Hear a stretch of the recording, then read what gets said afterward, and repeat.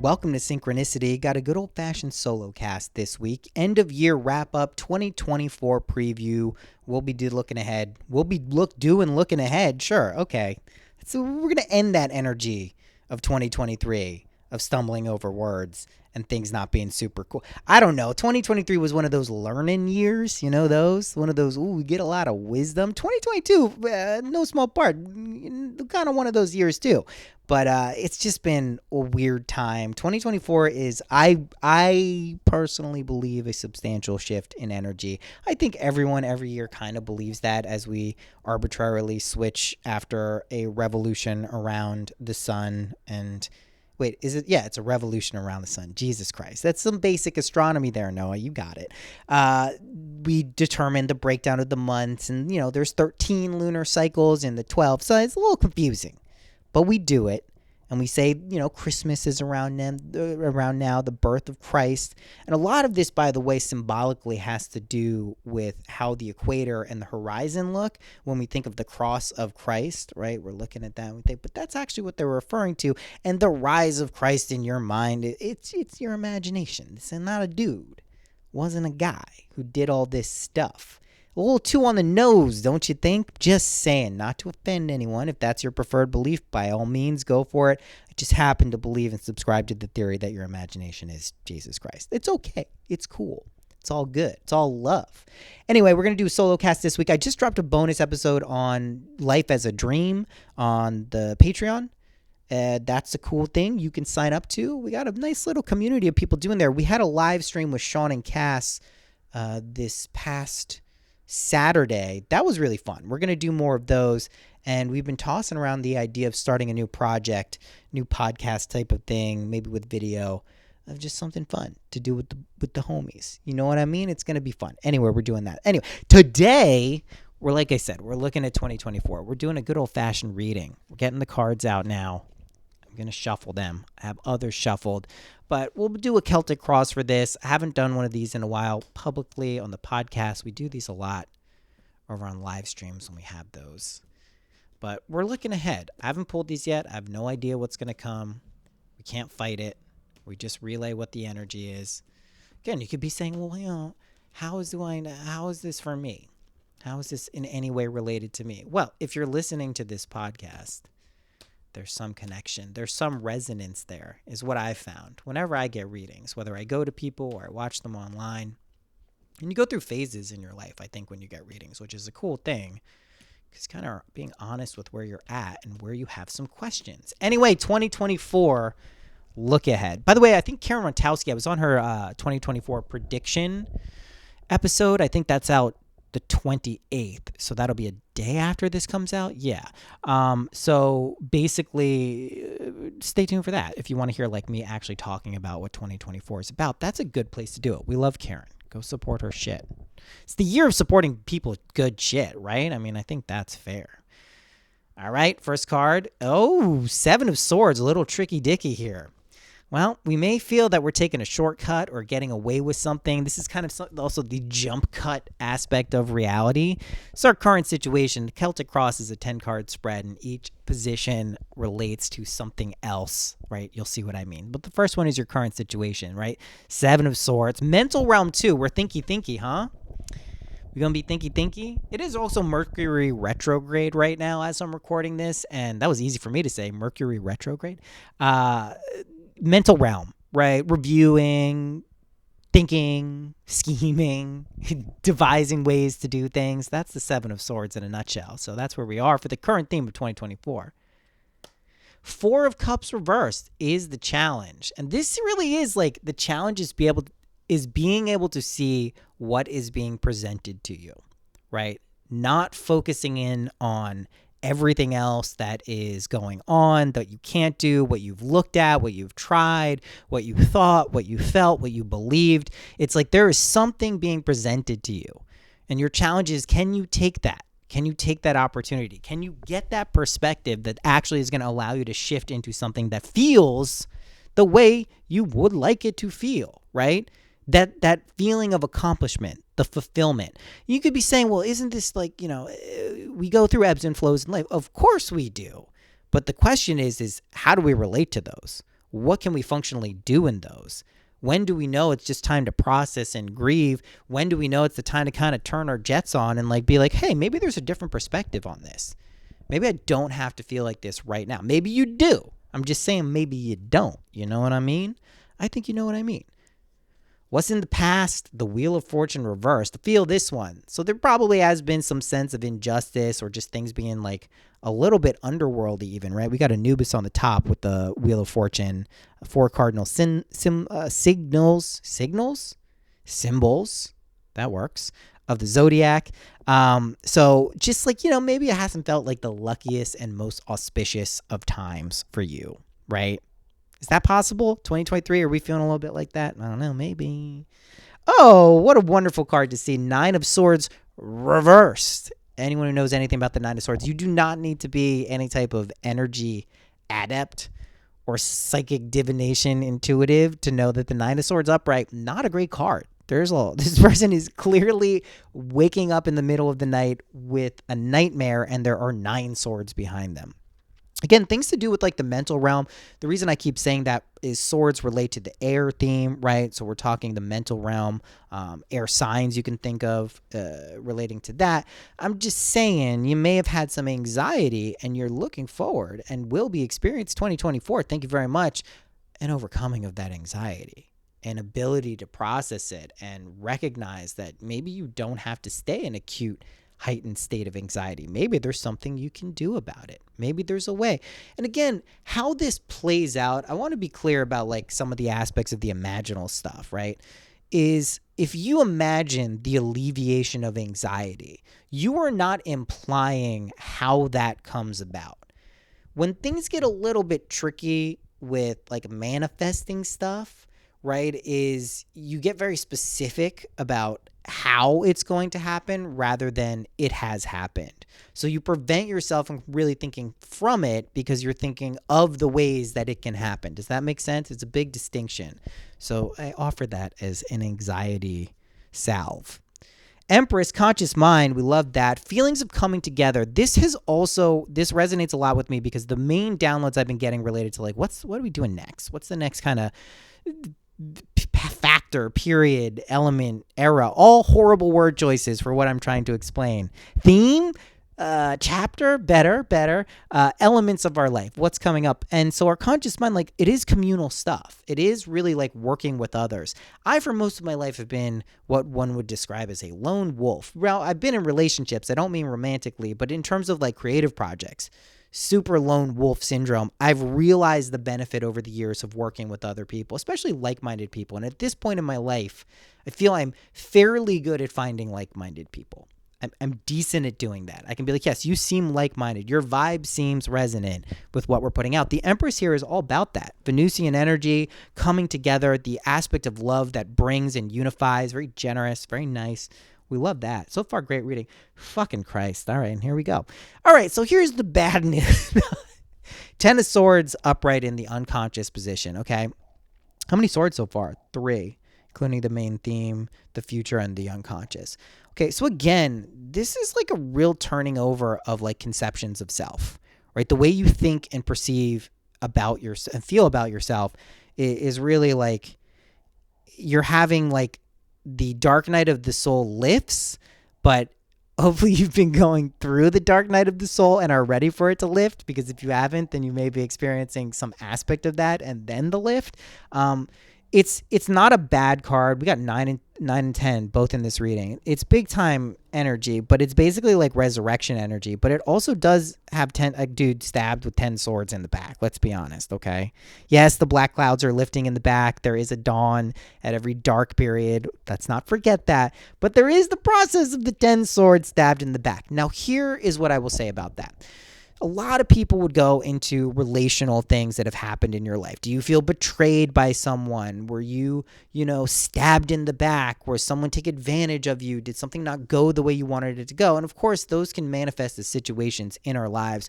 But the perspective I'd like to take with the 10 of Swords, honestly, is that you have this ability to really kill an aspect of yourself that isn't, and that sounds like really harsh, but it is a death process. It is kind of like a psychic suicide in a way. And What we do is we kind of focus that psychic suicide on limited conceptions of self.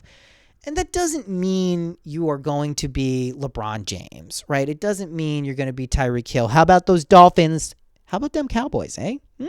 Well, I'm not going to act like I didn't actually shed literal tears at the end of that Dolphins game, by the way. Just truly, I'm not well, I think is what this podcast reveals over a certain period of time if you look at it. And the Dolphins are a symbol of that not wellness. I can't live like that.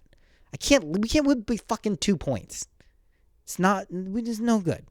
You understand? I play Baltimore, just smash the shit out of San Francisco. We play Baltimore next week and then the Bills. And we're basically, let's be honest, we're going to be fighting for the division. Maybe the Patriots upset the Bills. Maybe they do next week. There's a chance of that. People are probably discounting that. Bill Belichick would love nothing more than to fuck over the Bills right there. Trust me. That team's been playing all right. But let's say they win, then the Dolphins are going to lose to the Ravens. And if they don't, I'll come back here and I'll stunt and I'll be like, we're going to the Super Bowl. Fuck you. I'm booking my tickets. But if they don't win, then it's going to be the division on the motherfucking line, week 18. And I would love to believe in my Dolphins. I just have 30 years of hellish experiences where they do not do what they're supposed to do in these situations. They're going to lose the fucking division. They'll probably be the 6th seed. They'll play Kansas City on the road, and hopefully we win. You're going to go on the road for all of the playoffs. I can't live like this, man. I can't live like this. And the Browns are good. Joe Flacco's, by the way, the Jets are going to be the Browns. So upset special. You heard it here first. Anyway, the point is, back to the reading. We're going to have to let some perceptions of self die. Maybe I shouldn't be a Dolphins fan anymore.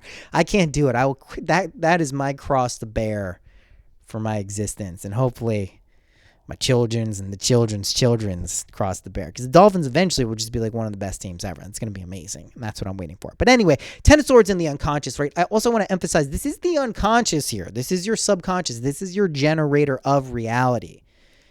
Inconveniently, we don't always have the clearest access to our subconscious and unconscious. That's kind of annoying. It's kind of not great.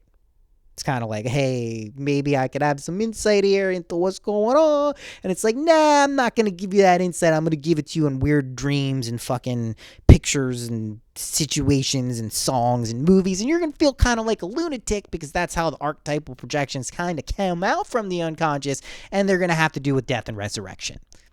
It's like, cool, thanks, unconscious. Love that. Thanks for the Ten of Swords there. Functionally, though, just recognize it is a big identity shift. Okay, I want to get that across. And your unconscious is processing that. And when we go through those types of periods, things tend to get chaotic and weird. Also, I mean, like, let's not forget, 2024 definitely does have an election cycle in the U.S. It's like the fucking corpse versus, and Trump is going to be in it. How do people not see the drama that exists in the American political sphere, right? Can we just acknowledge it's drama at this point? Anyway, that's going to get people all riled up. So let's not pretend that's not happening. All right, advice card. Oh, how beautiful. Five of Wands reversed. This means like the overcoming of conflict, not needing to rush into like combative battles of wills and passions against people, kind of like maybe we don't need to come to blows over this. Like maybe there doesn't need to be friction and we can kind of get over this mindset of constantly having to battle people in certain ideologies or ways of life, or even with yourself, like fighting with yourself, being like, oh, I would like this, but no, you can't have it. It's like that type of shit, letting that type of stuff go. Because I tend to look at these readings, I don't know why, in 2024, like they're for you, right? Yes, there are world events that will take place that will shape our objective, collective impressions of what's going on. But like this is for you too. So try to relate it to you as well. But if you notice you're a fighty type of person out in the world, maybe it won't be so fighty. External circumstances, let's find out. Queen of Wands, upright. This is great. I mean, this is, again, being in control of your direction, your passion, where you're going, and also having a strong and healthy relationship with your shadow self. A lot of times people will be like, well, you put in all the love and light work, but have you dealt with your shadow? And you're like, no, maybe not. It's like, yeah, you've probably put in some work with your shadow at this point in the world. The shadow comes up, you're like, I don't want to deal with that. I'll sweep it under the rug. It comes up at an inopportune time. You're like, oh my God, I have these problems. What's going on? If you keep sweeping it under the rug, eventually the issues become large and difficult to deal with. But the Queen of Wands reminds us that, like, you're aware of your shadow material. You're not pretending to be some above it all, no issue. Listen, you live in a world of duality. It's okay to admit you have duality within you, right? You understand? It's like sometimes why it's fun when you're a kid to do bad things. The bad thing doesn't have to be a very bad thing. It could just be disobeying or, doing something, saying a bad word, whatever it is. It doesn't imply the severity of the thing you're doing. We live in a world of duality. Shadow material exists. If you pretend it doesn't exist, it fucks your life up. This is basic shit. So knowing that it exists and allowing yourself to acknowledge it when it appears and when you become aware of it is a healthy relationship. The Queen of Wands has that relationship. There's a black cat at her feet. That's what that implies. Okay. Hopes and fears 2024. Oh, 6 of Pentacles, right? There's a lot of fairness, there's a lot of even distribution. This also speaks to feeding your intellectual mental realms, but also your emotional self as well. Really being able to find that balance between those two, working, right? Masculine, feminine, conscious mind, subconscious mind, sending feelings and thoughts of positivity to the subconscious, allowing them to give birth to the immaculate child. Your conception of self is Christ itself. We got a little off. You know what I mean. It's a good thing. We like the balance. 6 of Pentacles. Pentacles also relating to the earth element. So we may see this in our lives, like in the physical world, right? Also implies some degree we see the Libra scales and food being distributed, but it's actually coins, right? It's coins. Coins being distributed. So this does have some aspect to do with maybe not money per se, but resources, abundance mentality, feeding those equally. Right? Good stuff. And finally, outcome 2024. Very cool shit. I love this reading, I gotta say. I'm a big fan. 3 of Pentacles. This is collaboration at its finest. It's also acknowledging points in which you are not a master yet. Maybe you have not mastered a particular skill or quality, right? Maybe that skill or quality is your ability to generate reality in the most perfect, harmonious way. You allow that to be a process in which you learn how to do that. Wouldn't that be a cool thing about life, though? Right? Wouldn't it be a nice thing if your process was to learn how to be awesome at life? Doesn't that make sense?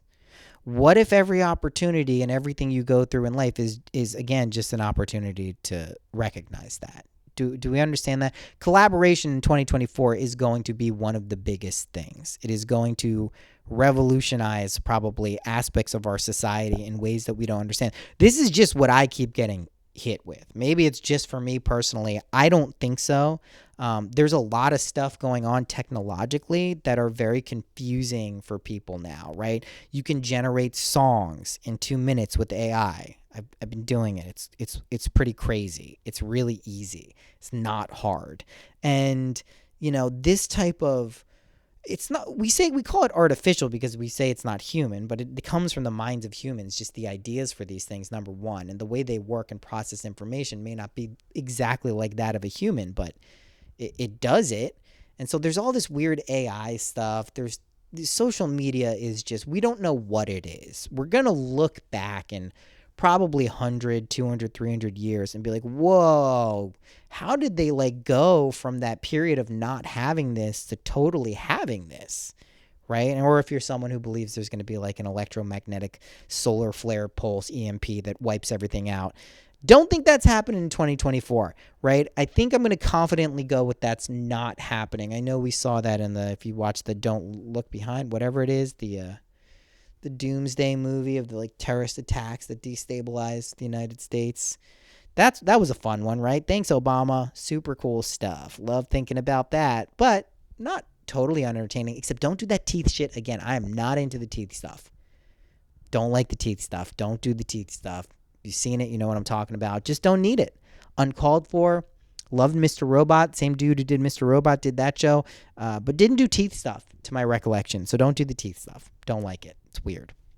Anyway, Three of Pentacles, pretty cool stuff. 2024 is looking like a year of collaboration. It's looking like a year of coming together. It also comes with its element of just like really being able to process a deep shift in who you are, right? And that may not at all times be a comfortable process, but a necessary one. The good news is that there is an alleviation of that anxiety, right? There isn't going to be this acute level. I think we are moving more into the way it will be for a little bit, for a while, as opposed to coming out of the way it has been or was going for a longer period of time. Does that make sense? I would say realistically, 2012 to 2023, we're talking about what, a 9-year cycle there, was pretty wild. It was a pretty wild period of human history if you think about all the things that were jammed in there. I mean, you could take the longer view, like with the advent of the internet, but I mean, really that period was such a rapid transformation, especially in the form, like I said, social media is just wild, guys. Like we don't know what we're doing with it. I think we should all acknowledge that.